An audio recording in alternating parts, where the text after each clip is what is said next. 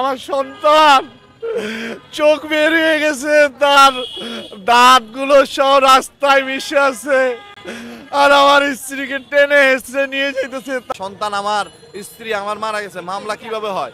বলে যে মামলা একজন করছে আর মামলা হবে না।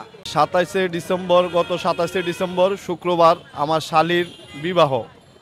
তো আমাদেরকে দাওয়াত করছে, তা আমরা বাসার থেকে 10:30টায় বেরোইছি। আমরা কুচ্চামারা টোল প্লাজার ওখানে আমরা 11টায় পৌঁছাইছি। তো সারা পৃথিবীর মানুষ দেখছে, ওই টোল প্লাজার ক্যামেরা ছিল। আমি যদিও টোল দিতেছিলাম, তা আমার ওইখানে পৌঁছানোর পর আমার ছেলে বলতেছে যে আব্বু আমি টোলের টাকাটা আমি দিব। তা আমার 7 বছরের ছেলে, ও কৌতূহল বয়সে বলতেছে যে আব্বু টোলটা আমি দিব।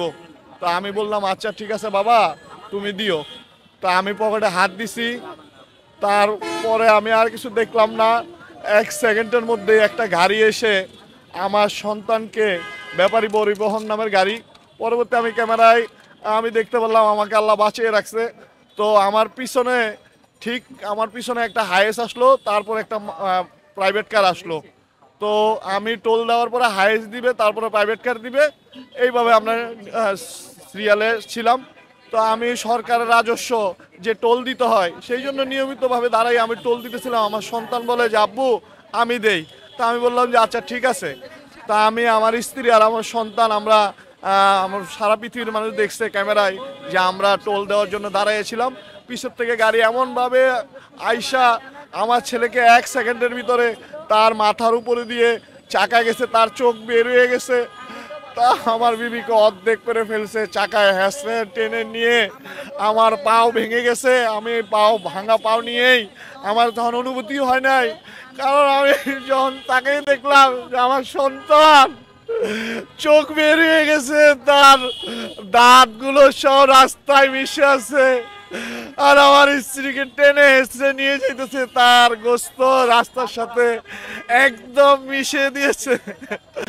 আমি আল্লাহরে ডাকতেছিলাম আর মানুষকে ডাকতেছিলাম।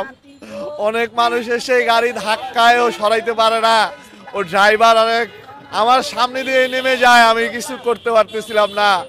আমার যে পাও ভাঙা, আমি তাও আমার কোনো অনুভূতি নাই। আমি অনেক মানুষ মিলে ধাক্কে সেনাবাহিনী আসলো, তারা আইসা উদ্ধার করে সব বাকি সামনে প্রাইভেট কারও আরও 4 জন মারা গেছে, আপনারা দেখছেন মিডিয়ার মাধ্যমে। প্রাইভেট কারেও 4 জন মারা গেছে। তো সেনাবাহিনী তাদেরকে নিয়ে মিটকোট হাসপাতালে তাৎক্ষণিক নিয়ে গেছে। তো আমার ছেলে তো একদম সাথে সাথেই মারা গেছে। তো আর বাকিরা দেখা গেছে তারা বুকে টুকে চাপা খাইছে, কিন্তু তারাও মারা গেছে।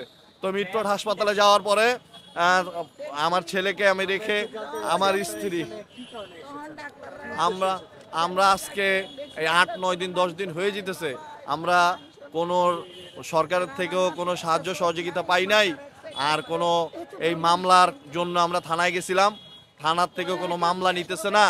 আমরা সরকার থেকেও আমরা সাহায্য সহযোগিতা চাই।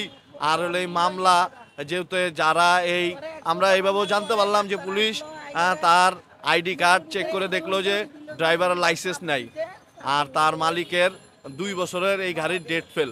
তো আমরা শাস্তির দাবি করি যে যেভাবে ওরা এই গাড়ির ত্রুটিপূর্ণ গাড়ি নিয়ে রাস্তায় মানুষদের এইভাবে মনে করেন, আমরা এরকম শুনছি নাকি মালিক বলল যে যাও সমস্যা নাই, এই গাড়ি নিয়েই যাও।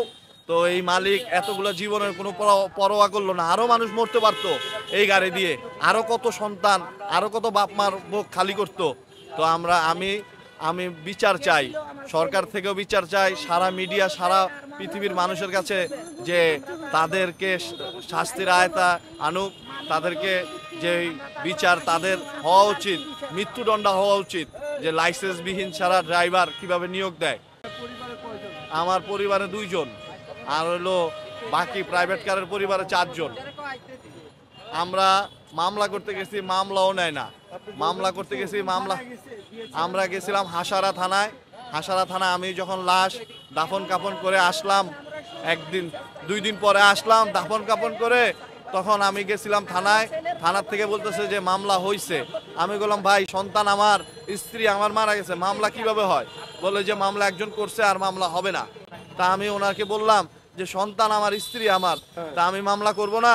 উনি বলে যে না, আর মামলা করার দরকার নেই, আপনারা মামলা করলে কোর্টে করেন গা। ঠিক আছে, তা আমরা এই এই এই দৃষ্টান্তমূলক শাস্তি চাই। তারপরে এই যে আমরা যে মামলা করতে গেলাম, মামলা নিল না, এটা কেন নিল না? কেন এই ধরনের হয়রানি আমাদেরকে করতেছে? আমরা স্বজন হারাইছি, আমরা সবকিছু হারাইছি, আমাদের কি আবার এই জায়গায় জায়গায় বিভিন্নভাবে মনে করেন আমরা হয়রানি হইতেছি। আমাদেরকে সরকার থেকে কোনো খবর নিতেছে না, কোনো প্রশাসন থেকে কোনো খবর নিতেছে না।